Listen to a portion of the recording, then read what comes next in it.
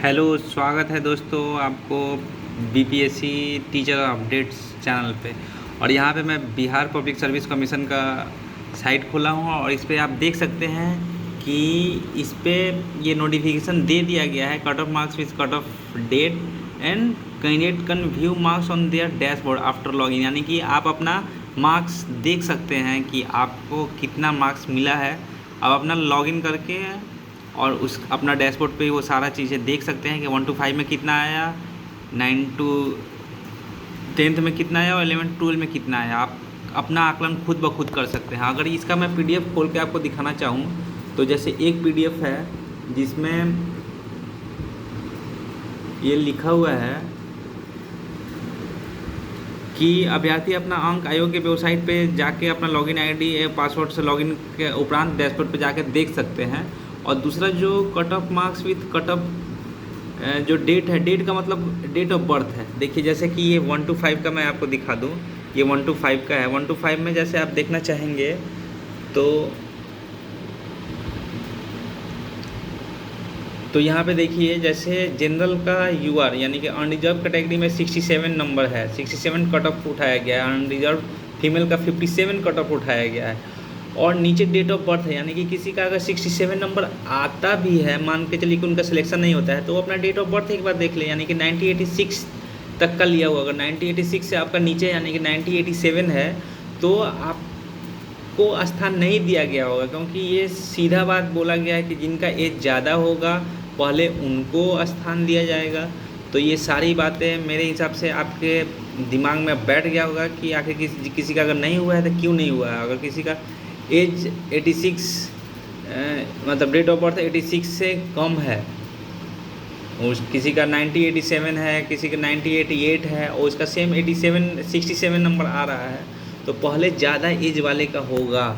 ऐसे ही सारे सब्जेक्टों का और सारे कैटेगरी का आप देख पा रहे हैं। ये 9th to 10th का है, इसमें भी सेम वैसे ही है, ये सारे सब्जेक्ट का है। और ये आप देख पा रहे होंगे कि ये 11 से 12 का है। और साथ में अगर ये देखने के बाद में आप जैसे लॉगिन करके देख सकते हैं, ये लॉगिन करने की ज़रूरत नहीं है, बीपीएससी की साइट पे जाके देख सकते हैं। दूसरा ये लॉगिन का है, आप बीपीएससी का ऑनलाइन लॉगिन करने के लिए पोर्टल पे चले जाएं और अपना यूज़र नेम पासवर्ड डाल के लॉगिन करें। लॉगिन करने के उपरांत आपको जैसे लॉगिन के उपरांत आपका ये बिहार स्टेट बोर्ड का निकल के आ जाएगा। और मैं आपको जैसे दिखाना चाहूँगा, मैं यहाँ पे थोड़ा सा इसको हाइड कर दूँ 1 मिनट, क्योंकि ये किसी दूसरे का रोल नंबर है, बाद में जाके उनको कोई परेशानी ना हो। देखिए जैसे कि आप यहाँ पे अगर देखना चाहें तो 1 to 5 में कितना नंबर है, 11 12 में कितना नंबर है और क्वालिफाइंग पेपर में कितना नंबर है। जैसे बहुत सारे स्टूडेंट का ये था कि मैं तो 1 to 5 में मेरा कट ऑफ से ज़्यादा नंबर है और मेरा रिजल्ट नहीं आया है, तो वो अपना जाकर रिजल्ट देख सकते हैं उनका कितना मार्क्स आया है यहाँ पे। अब मान के चलिए कि यहाँ पे किसी का 55 56 या 60 नंबर आ गया और क्वालिफाइंग पेपर में वो 30 से नीचे है, तो कैसे पास हो जाएगा भाई। बीपीएससी को गाली देने से वो बीपीएससी पास नहीं ना कर देगा, किसी उसके गेट पे जाकर धरना देने से पास नहीं। पहले आप अपने आप को आकलन कीजिए, किसी दूसरे के बहकावा में नहीं आइए। बहुत सारे चैनल वाले, मैं किसी का नाम नहीं लूँगा, लेकिन पहले कुछ लंबी चौड़ी बातें करते थे, रिजल्ट आने के बाद में उनका सुर ही चेंज हो गया। अब वो बीपीएससी को गाली दे रहे हैं, शिक्षा विभाग को गाली दे रहे हैं। अरे भाई, आप अभ्यर्थी को समझाइए कि पहले आप अपना आकलन कीजिए। अगर आप सटीक नहीं बैठ रहे हैं तो फिर जब बीपीएससी बोल दी है कि मैं दूसरा मेगा सूची निकालूंगा, तीसरा रिजल्ट दूंगा, तो जो सीट बचेगा उस पर वो रिजल्ट देगा। वो बोल रहा है रिजल्ट देगा, अगर उसमें भी आपका रिजल्ट नहीं आता है कोई कारणवश, तो आप जो दूसरा वैकेंसी आने वाला है उसका तैयारी कीजिए। झूठ मूठ के अफवाह पे नहीं आए।